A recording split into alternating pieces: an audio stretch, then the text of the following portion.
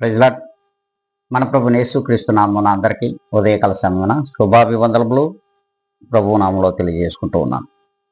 ఈ దినం దేవుడు మనకిచ్చినటువంటి గొప్ప వాగ్దానము, అది కొలస్సీలకు రాసిన పత్రిక 3వ అధ్యాయము 12వ లేఖనాన్ని మనం చదువుకుందాం.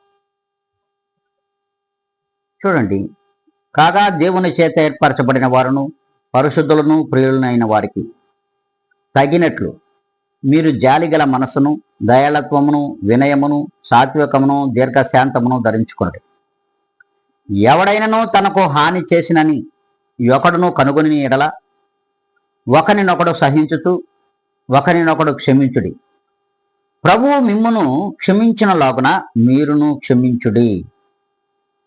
వీటన్నిటిపైన పరిపూర్ణత అను బంధమైన ప్రేమను ధరించుకోండి. అవును, చూడండి, దేవుడు స్పష్టంగా మనందరితో మాట్లాడుతూ ఉన్నాడు. మనం ఉపవాస దినములలో 8వ దినమును ఆచరిస్తూ ఉన్నాం. మరి మనం ఎలా ఉండాలి, ఎలా ఉండకూడదో కూడా దేవుడు తెలియజేస్తున్నాడు. ఏనాడైతే ప్రభువునందు మనము ప్రేమించబడినటువంటి ప్రియులైనామో, అట్టి ప్రియులైనటువంటి సార్వత్రిక సంఘములలోని విశ్వాసులందరితో కూడా దేవుడు మాట్లాడుతున్నాడు. అంతేకాదు, పరిశుద్ధులతో కూడా దేవుడు మాట్లాడుతున్నాడు. ఇటు వారు అందరంట దేవునికి ప్రియులై ఉన్నారు అని దేవుని వాక్యం సెలవిస్తోంది. ఎందుకంటే దేవుని చేత మనం ఏర్పరచబడాం, కానీ మనము దేవుణ్ణి ఏర్పాటు చేసుకోలేదు. దేవుని చేత మనం ఏర్పాటు కాబడ్డాము కనుకనే దేవుని యందు మనం ప్రియులైనాం. ఇటు ప్రియులైనటువంటి మనము ఆ ప్రియునికి తగిన రీతిగా ఉండాలా వద్దా? ఒక్కసారి మనలను మనము ఆత్మ పరిశీలన చేసుకోవాలి. అనేక సార్లు చెప్తూ ఉంటారు, మనలను మనం ముందు శోధించుకోవాలి. అపవాది మనల్ని శోధిస్తాడో లేదో అన్నది తర్వాత విషయం. మనలను మనము, మన అంతరాత్మలను మనం పరిశోధించుకోవాలి. ఇట్టి పరిశోధన కలిగినటువంటి బిడ్డలుగా ప్రభువైన యేసుక్రీస్తులో మనము జీవించాలి. నటించొద్దు. క్రీస్తులో నువ్వు నటిస్తే నీ నటనాపరమైన జీవితాన్ని ఒకనోడు నాశనం చేసేస్తాడు. నువ్వు నిజముగా ప్రభువులో జీవించినట్లయితే ఇవన్నీ కలిగి ఉండాలి. అన్నీ కలిగి ఉండాలి. జాలి గల మనసు నీకు ఉండాలి, దయాళత్వము ఉండాలి, వినయము ఉండాలి, విధేయత కలిగి ఉండాలి. అంతేకాదు, దీర్ఘశాంతము కలిగి ఉండాలి.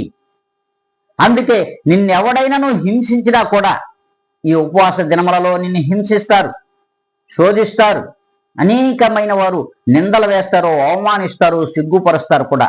వీటన్నిటిని కూడా నువ్వు ఓర్చుకోగలిగినటువంటి గుణం నీలో ఉండాలి.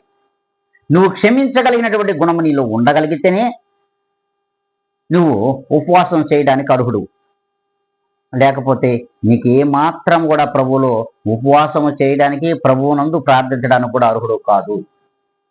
అందుకే నేను ఉపవాసం చేస్తున్నాను అని పైకి నటించడం కాదు. దేవునిలో అంట నువ్వు పరిపూర్ణత అనే బంధమైన ప్రేమను ధరించుకోమంటున్నాడు. పరిపూర్ణ బంధమైనటువంటి ప్రేమ నీలో కలిగి ఉండాలి.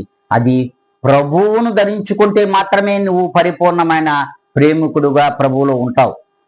ఎట్టి ప్రేమికుడు అయినటువంటి నిన్ను దేవుడు అన్ను దినమంట, ఉపవాస దినములు 40 దినములు కూడా ఆయన రెక్కల నీడలో భద్రపరుస్తాడంట. ఆయన కనుదృష్టిని నీ మీద ఉంచుతాడంట. ఆయన చెవులు నీ యొక్క ఉపవాస ప్రార్థనను వింటాడంట. విని ప్రభువుల వారు నీ పక్షంగా అద్భుతమైన ఆశ్చర్యమైన కార్యములను ఈ 40 దినములలో నువ్వు చూస్తావంట. మరి ఎలా ఉన్నామా మనం? ఒక్కసారి ఆత్మ పరిశీలన చేసుకోవాల్సిన అవసరము ఉంది. ప్రతి విశ్వాసి కూడా సార్వత్రిక సంఘములలో ఈ దినమున ఉపవాసం ఉంటున్నటువంటి ప్రియమైన క్రీస్తు మార్గమును అనుసరించుచున్న ప్రియమైనటువంటి దేవునికి ప్రియులారా, మీ అందరితో దేవుడు మాట్లాడుతున్నాడు. నువ్వు ఈ ఉపవాస క్రమమును ఎలా ఆచరించాలో, ఎలా అనుసరించాలో, ఎలా దేవుని అనుకరించాలో ఒక్కసారి నువ్వు నిన్ను నువ్వు ఆత్మ పరిశీలన చేసుకోవాలి. పరిపూర్ణమైనటువంటి బంధము కలిగినటువంటి ప్రేమ దేవునితో నువ్వు ముడిపడి ఉన్నావు. ఈ బంధము ఎలా ఉండాలంటే చూడండి, దేవుడు నీ కొరకు నిన్ను ప్రేమించాడు కనుకనే ఆయన శరీరమును కొరడాల దెబ్బలకు అప్పగించాడు. నాగటి సాళ్ల వలె దున్నబడ్డాయి ఆయన శరీరం. అయినా కూడా ఏ మాత్రము కూడా దీర్ఘశాంతమును విడిచిపెట్టలేదు, దయాళత్వమును విడిచిపెట్టలేదు, సాత్వికమును విడిచిపెట్టలేదు, వినయమును విడిచిపెట్టలేదు, దయ కలిగినటువంటి గుణమును కూడా నీ మీద విడిచిపెట్టకుండా ఆయన నీ శ్రమలన్నిటిని కూడా తన శరీరంపై నాగటి సాళ్ల వలె దున్నబడినటువంటి శరీరమును కలిగినా కూడా ఆయన విడిచిపెట్టల. కానీ నువ్వు ఈ ఉపవాస దినంలో 2 శ్రమలు వచ్చావో, కొంత బాధ వచ్చిందో, కొంత వేదన వచ్చిందో, వెంటనే ఈ ఉపవాసం ఏం చేస్తాంలేబ్బా అని నీరసించిపోతున్నటువంటి నీవు దేవునికి పనికిరావు. అవిధేయత కలిగినటువంటి, అవిశ్వాసము కలిగినటువంటి మరి అట్టి భక్తి దేవునికి ఇష్టం లేదు. అందుకే నువ్వు దేవునిలోను నిరీక్షణ కలిగినటువంటి, ప్రేమ బంధమైనటువంటి, పరిపూర్ణమైన బంధము కలిగినటువంటి ఆ ప్రభువుతో నువ్వుగాన ఈ ఉపవాస క్రమమును ఆచరించగలిగితే నీ పక్షముగా, నీ కుటుంబం పక్షముగాను అనేకమైన అద్భుతమైన ఆశ్చర్యమైన కార్యములను 40 దినములలో నువ్వు చూస్తావు. ఈ రీతిగా ఉపవాస క్రమను మనమందరము ఆచరిస్తాము అనుకుంటే అందరం కూడా తలలో ఉంచుకుందాం, కళ్ళు మూసుకుందాం, ప్రార్థనలో ఏకీభిద్దాం. పరిశుద్ధుడా, ప్రేమ స్వరూపి, నీ ఘనమైన నామమునకు కృతజ్ఞతలు, స్తుతి స్తోత్రములు తండ్రి.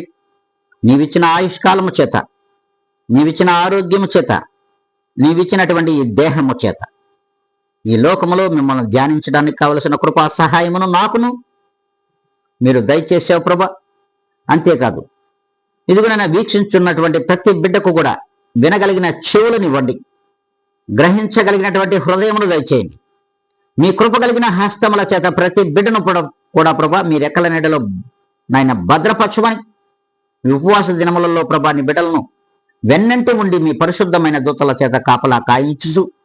ఏ అపవాది శోధనకు కానీ, లోకంలో ఉన్నటువంటి ఇదిగోనైనా మనుషుల యొక్క శోధనలకు కానీ, వారి యొక్క అవమానములకు కానీ గురి కానికుండా నీవు నీ దక్షిణ హస్తమ క్రింద నిరంతరము ఈ ఉపవాస దినములలో వర్ధిల్లింపచేయమని బ్రతిమలాడుకుంటూ, ఈ 8వ దినమున ఉపవాసమును ఆచరించుతున్న ప్రతి ఒక్కరిని మీ చేతులకే అప్పగిస్తున్నాను. నేను మిక్కిలిగా తగ్గించుకుని యేసు క్రీస్తు యొక్క గొప్ప ఘనమైనటువంటి నామమున నన్ను నేను అతి మిక్కిలిగా తగ్గించుకుని మీ పాద ధూళిని అడిగి వేడుకొని ప్రార్థిస్తున్నాను మా ప్రియ గొప్ప పరలోక తండ్రి.